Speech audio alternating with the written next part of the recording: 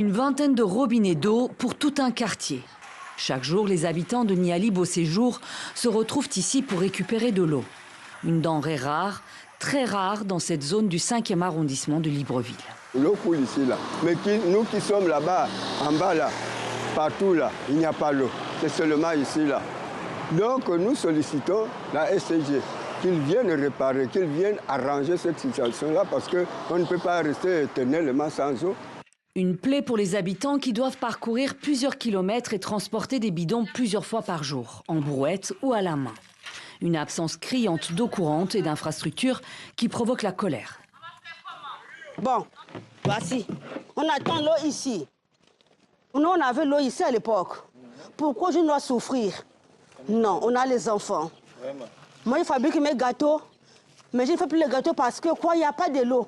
2 ans déjà, 2 ans sans eau. C'est pas bon, c'est pas bon.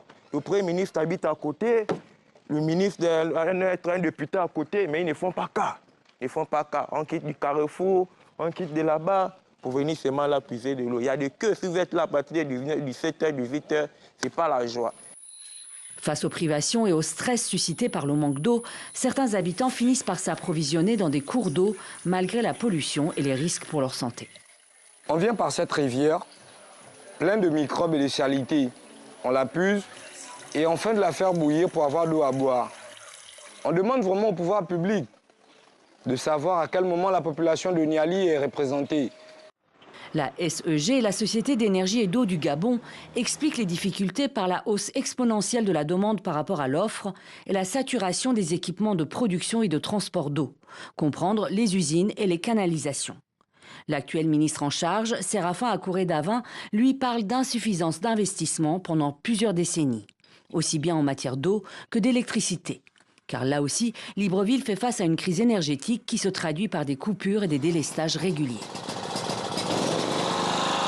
J'ai fait venir, j'ai commandé à un ami qui va de temps en temps à Dubaï, le groupe électrogène que voici.